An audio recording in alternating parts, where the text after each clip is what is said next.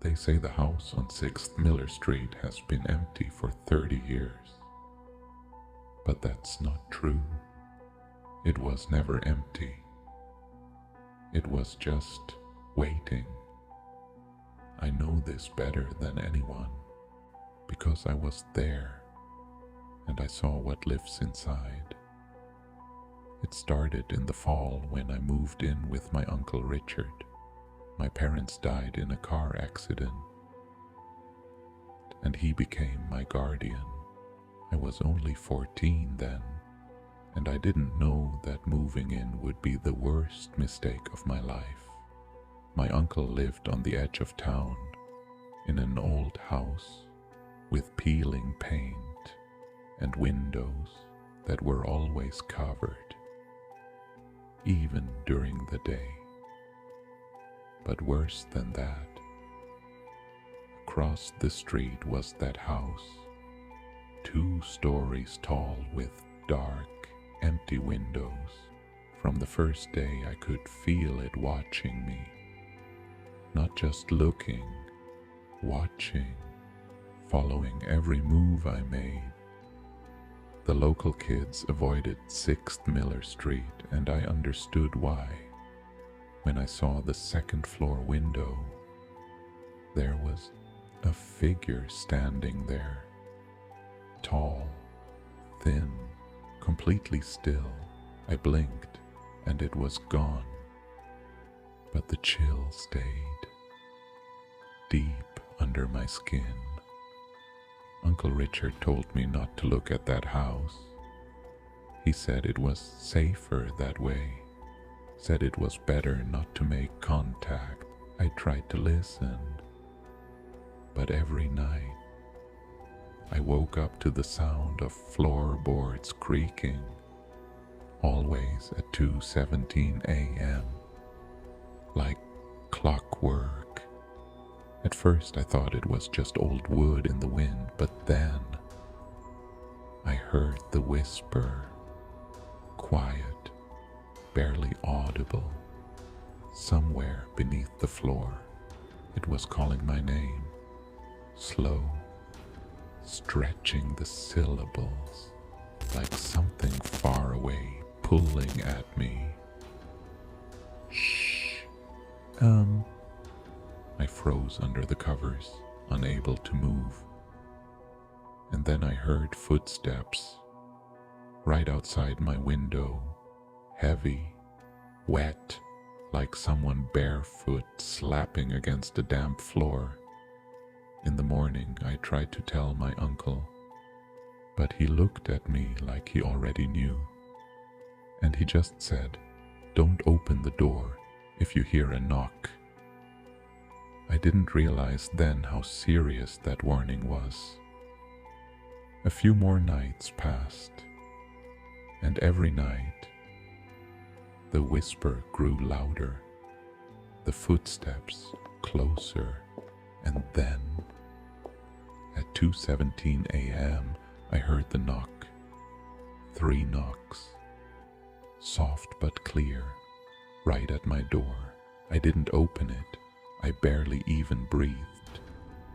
And then I heard the voice. It was right outside the door. It said, "You already chose me. Open up." I squeezed my eyes shut, pressing the pillow over my head until I passed out. In the morning, I woke up, and there were wet footprints on the floor. Bare footprints. They weren't in the hallway carpet, only in my room. I wanted to leave, run, but then my uncle disappeared. He went out to buy groceries and never came back. His car was found abandoned at the edge of the woods, keys still in the ignition, driver's door open. No sign of him. And that night, the knocking didn't come from my door. It came from inside my closet. I couldn't stay there anymore, but no one would take me in. They all whispered that I was cursed, that the house had marked me. So I stayed, alone, night after night, until one night I woke up standing in front of 6th Miller Street.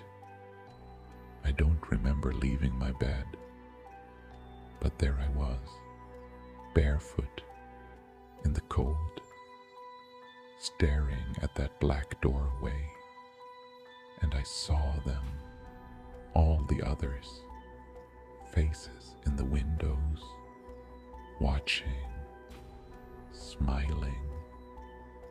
My legs moved on their own. Step by step I crossed the street, up the rotten porch, into the dark. The door closed behind me, and in that darkness, I finally saw what had been calling me. It wasn't one thing. It was many, a tangle of bodies, faces with no eyes, mouths that whispered my name over and over and over, and at the center was my uncle. His skin pale and stretched thin, lips split wide into a grin that wasn't his. He said, "It's your turn now." I don't remember what happened next. I just remember waking up in my bed, sunlight streaming through the cracks in the curtains. But I knew I hadn't dreamed it, because on my pillow was a key, old, rusted, with the number 6 carved into it.